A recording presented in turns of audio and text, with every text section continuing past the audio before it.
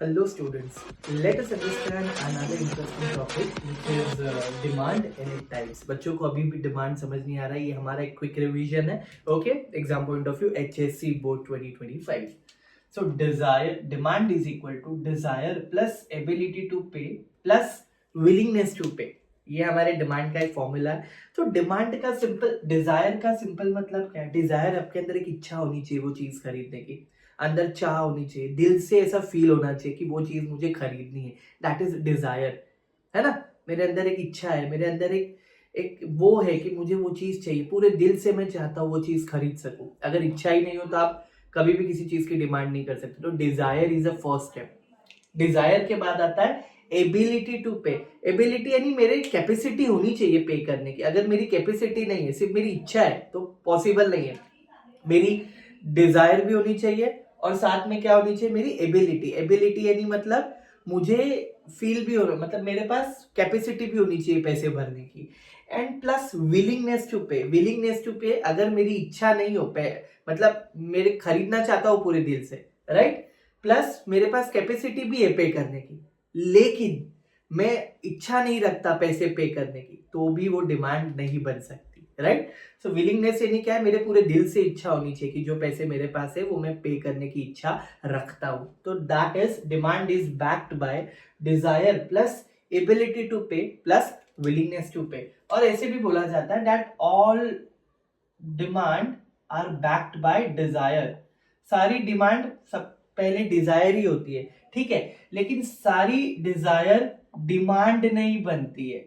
क्या है पॉइंट, कि सारी डिमांड जो होती है, डिमांड जो हम करते हैं वो सारी डिजायर से होके निकलती है. But all desire are not demand, because कहीं ना कहीं लैक हो जाता है. कभी कभी हमारे पास एबिलिटी नहीं होती, कभी कभी विलिंगनेस नहीं होती. So that is its work. So अभी हम देखेंगे types of demand. Types of demand में अभी भी याद रखना, भले आपको कितना भी कंसेप्ट याद हो, आपको उसका मीनिंग थोड़ा सा एक्सप्लेनेशन लिखना है. एग्जाम्पल के बिना आप कोई भी आंसर नहीं लिख सकते. वो 3 मार्क का हो, 4 मार्क का हो या 8 मार्क का हो. डायग्राम भी है और एग्जाम्पल कोट किए बिना आंसर लिखना 12th क्लास में आपको मार्क्स ज्यादा नहीं देगा. Make sure. या the very first is direct demand. Direct demand को यूजुअली हम ऑटोनोमस डिमांड भी बोलते हैं. क्या बोलते हैं? Autonomous demand. डायरेक्ट डिमांड इसीलिए होता है या ऑटोनोमस डिमांड इसीलिए होता है क्योंकि वो इंडिपेंडेंट होता है. क्या होता है? इंडिपेंडेंट. किसी चीज पे डिपेंड नहीं होता है. इंडिपेंडेंट का मतलब, सपोज मेरे दिल था कि मैं क्लोथ खरीदूं, मैंने कपड़ा खरीद लिया, क्लोथ, तो मेरी डिमांड पूरी हो गई डायरेक्टली, है ना. तो डायरेक्ट डिमांड, किसी चीज पे डिपेंड नहीं है ये. सपोज मुझे ऐसे लग रहा था ये मार्कर खरीद लूं, मुझे यूज करना है, तो मार्कर खरीद लिए, है ना. तो डायरेक्टली मेरी डिमांड पूरी हो गई. किसी चीज पे डिपेंड नहीं है मेरा डिमांड. एक ही चीज खरीदा, उससे ही मेरी जो डिजायर थी वो पूरी हो गई है ना. और मेरी सब मुझे यूटिलिटी मिल गई है. तो इट्स सिंपली कि मुझे कोई और चीज पे डिपेंड रहने की जरूरत नहीं है. एक ही प्रोडक्ट था, खरीदा और मेरी डिमांड पूरी हो गई. This is what direct demand और autonomous demand. Second is what indirect demand. Indirect demand को दूसरा भी नाम बोलते हैं डिराइव्ड डिमांड. क्या नाम बोलते हैं? Derived demand. अभी डिराइव्ड डिमांड बहुत सिंपल है. सपोज करो मार्केट में ना सोप बहुत बिक रहे हैं. सोप की बहुत डिमांड है. किसकी डिमांड है? सोप. तो सोप की बहुत डिमांड है, तो सोप बनाने क्या लगेंगे? लेबर लगेंगे या वर्कर लगेंगे?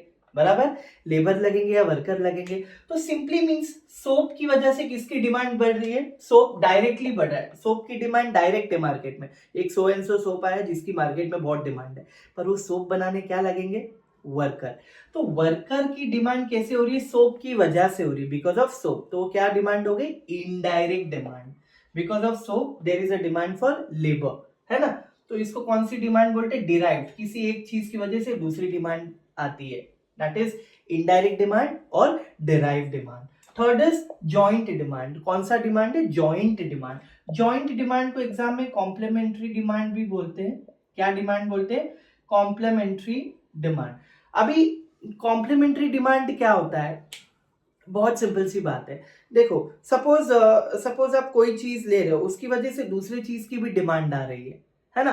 अभी फॉर एग्जांपल अगर मैं आपको आइडिया दूं इसके बारे में, ठीक है, क्या अगर मैं आपको आइडिया दूं इसके बारे में, लाइक हाउ इट वर्क्स, तो सपोज करो जॉइंट डिमांड कैसे होगा. अगर मैंने कार ले लिया, राइट, तो क्या फ्यूल के बिना कार चलेगा? तो दोनों का डिमांड हैंड इन हैंड चलेगा, साथ ही साथ चलेगा, है ना। सपोज करो मैंने फोन ले लिया, ठीक है, लेकिन मैंने चार्जर नहीं लिया, तो क्या कोई फोन विदाउट चार्जर चलेगा? नहीं चलेगा। सपोज मेरा एआई है, एआई यानी क्या बोलते हैं, आर्टिफिशियल इंटेलिजेंस या सॉफ्टवेयर है, बराबर, तो क्या वो किसी हार्डवेयर के बिना चलेगा? हार्डवेयर वगैरह ऐसा कुछ यूज नहीं, या हार्डवेयर यानी कोई डिवाइस, उसके बिना कोई सॉफ्टवेयर डिवाइस चलेगा? नहीं चलेगा। तो एक चीज की वजह से दूसरे चीज की भी डिमांड होती है, दैट इज जॉइंट डिमांड, है ना। उसके बाद क्या है, कॉम्पोजिट डिमांड। कॉम्पोजिट डिमांड में लोग हमेशा इलेक्ट्रिसिटी का ही एग्जांपल लेते हैं, बिकॉज एक चीज से हमारी बहुत मल्टीपल डिमांड्स पूरी होती है। तो ऐसा वाटर भी है, देखा जाए तो एक वाटर से हम क्या क्या चीजें कर सकते हैं, ये वॉश, नहाना, पहनना, धोना, बहुत सारी चीजें, because of water we can do, it is possible, right. तो इलेक्ट्रिसिटी भी ऐसी, इलेक्ट्रिसिटी से लाइट जलाओ, पंखा जलाओ, एसी लगाओ, या वाईफाई यूज करो, या मोबाइल चार्ज करो। तो एक चीज की डिमांड से हमारी मल्टीपल डिमांड क्या हो रही है, या मल्टीपल यूजेस कर पा रहे हैं हम, तो that is what composite demand. Okay, and last but not the least हमारे लिए क्या है, कॉम्पिटिटिव डिमांड। क्या है, कॉम्पिटिटिव डिमांड। कॉम्पिटिटिव डिमांड बहुत सिंपल है, जैसे हमने देखा था सब्सटीट्यूट गुड्स को बोलते हैं, सब्सटीट्यूट वाली डिमांड है ये। जैसे टी नहीं है तो कॉफी हो गई, है ना, ऐसा हो गया। शुगर नहीं है तो जैगरी हो गई, गुड़ हो गया, है ना। तो ये this is what a competitive demand. ये नहीं तो ये, वो नहीं तो वो। आपको एक्सप्लेनेशन लिखना है, साथ ही साथ आपको एग्जाम्पल भी कोट करना है। अगर आप सोच रहे हो बिना एग्जाम्पल कोट किए आप कोई आंसर लिख रहे हो, so it is next to impossible to gain full marks in that answer. So hope you understood what are the types of demand and hope you will write possibly write in exam.